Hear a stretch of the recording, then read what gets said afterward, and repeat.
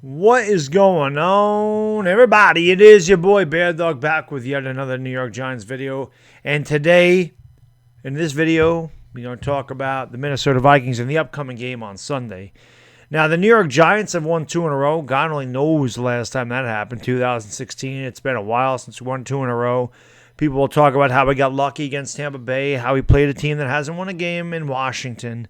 But at the same time, a win is a win, and Tampa Bay put up 54 against the Rams, went into Los Angeles and beat a really good Rams team. So it just makes that win look that much better for the New York Giants.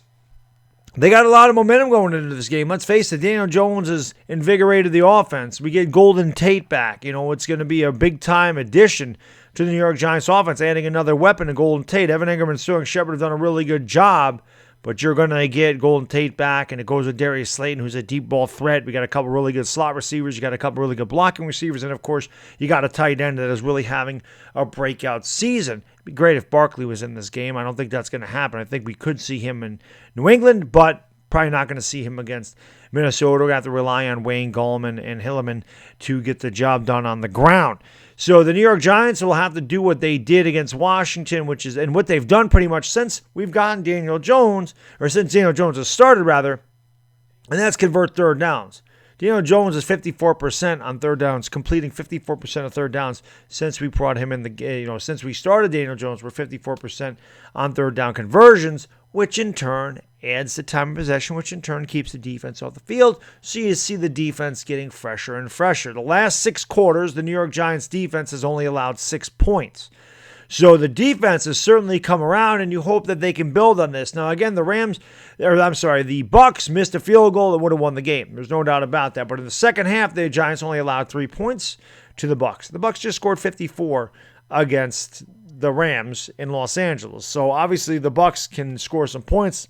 Giants defense did a good job. They also got after Jameis Winston, got a few sacks in that game. So what they did against Washington. Again, they got a couple of sacks. They forced 4 interceptions.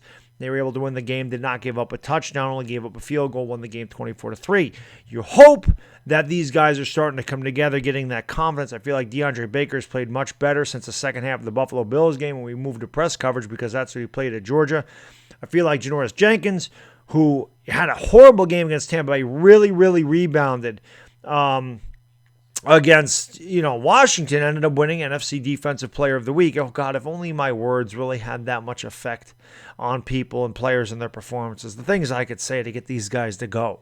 Be amazing. I would love to see Janoris Jenkins play at that level the rest of the season. That's the guy we want to see. The guy that played against Mike Evans, I don't know who that guy was. That was hashtag shit fun, too. Janoris Jenkins was back last week against Washington. We're going to need Janoris Jenkins to play really good defense. It's good to see guys like Marcus Golden getting in there for sacks, O'Shane Zeminis. Dexter Lawrence has played really well. So it's really good to see this defense starting to play a lot better. Now, the key to beating Minnesota is stopping Dalvin Cook. Dalvin Cook is averaging 5.8 yards a carry. I believe he's second in the NFL of 410 yards rushing. He also has another 114 yards, I believe, in receiving. Dalvin Cook is a dynamic running back, and he was really good at Florida State. He's just battled some injuries, and he has a fumbling problem, but he's really put it all together this year, and he's having a breakout season, and this is the talent they saw his rookie season before he hurt his knee. So Dalvin Cook is starting to bring back that form that we saw him as a rookie, where he was probably the favorite to win Rookie of the Year before he got injured. So Dalvin Cook is having a monster season. This is definitely the number one problem for the New York Giants, is stopping Dalvin Cook both on the ground and through the air. You don't want to get Dalvin Cook matched up against one of our linebackers because we're very thin there. Obviously, no Ryan Connolly for the rest of the year. We don't know if Tay Davis is going to play. So it looks like it's going to be Stupar and that other kid that they just brought up, which I don't know how the hell to say his name. So forgive me for that. I will learn as we go along. But obviously, that is not a matchup that the New York Giants want. You want to get after Kirk Cousins. Kirk Cousins has not had a good year. He's thrown only 3 touchdowns the entire season. He's thrown 2 interceptions. He has missed multiple passes, which prompted Adam Thielen to say something about missing him wide open a few times. The Giants have dominated Kirk Cousins in the past when he was with Redskins. We always seem to play well against him. He has fumbled 6 times this year already. He's only lost 2 of them, but he has fumbled 6 times. So this is a guy that if you get to him, if you get to the quarterback, you're sacking him. He's a guy that has a hard time protecting the football. So the Giants can definitely, force some turnovers if they get home. Now, I don't know what Betcher's game plan is going to be for this. We saw him blitz a ton in Tampa Bay. We saw him rarely blitz, if at all, against Washington. So it'll be a very interesting game plan to see exactly how James Betcher does this. Personally, for me, I think the Giants should bring run blitzes to affect the run, to stop Dalvin Cook and make Kirk Cousins beat you. Try to get the Vikings in 3rd and long, 3rd and 7, 3rd and 10, 3rd and 11. That way you're forcing Kirk Cousins to beat you, which he hasn't beaten anybody this year. He's been very poor. Pretty much since he went to Minnesota, he has not been a very good quarterback there.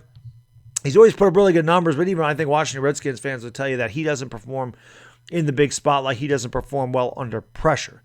So if the Giants can get them to 3rd and long, they get a really, really good chance of winning this game.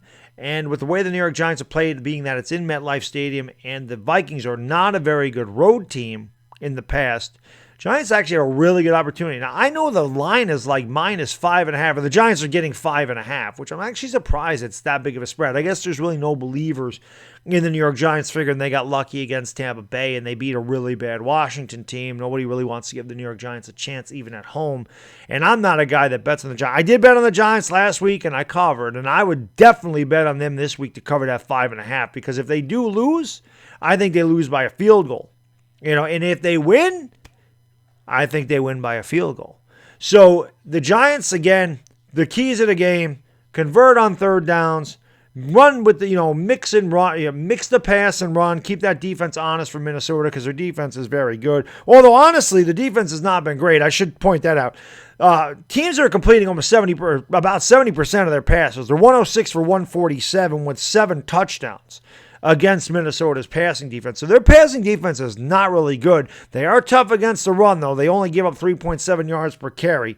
They do have 11 sacks this year as well. They forced 2 fumbles, and they've intercepted 3 passes. So their run defense is a lot better than their pass defense. So if the New York Giants offensive line can hold off that pass rush, I do think Daniel Jones can have some success down the field with Evan Ingram, Golden Tate, and Sterling Shepard. I actually think that the Giants match up better with Minnesota in this game than they have in years, to be completely honest with you. I really do. But we have got to stop Dalvin Cook. We have got to get to Kirk Cousins and keep them in 3rd and long. We got to convert 3rd downs. That's how we're going to beat Minnesota. And you know what? I'm going to say we're going to beat Minnesota. I'm going to say we're going to do it. I'm going to say we win this game 27-24, and we win our 3rd straight going to New England. We're going to be 3-2 when this game's over. I'm going to have a hype video on Saturday. Having a lot of fun doing that. But I do. I feel like the Giants can win this game. I don't care who they've played in the past. I don't care if people want to say we got lucky in Tampa, we played a bad Washington team. I think we're good enough to beat Minnesota. I think this team's going in the right direction. I think they have a lot of confidence. I think the fact that it's home plays a big part in what we do. And again, we do those things, we will win. I think we can do those things. I think we can win the game. So that's all I got for the preview, guys. I hope you enjoyed it. It's Baddog, and I am gone. Peace!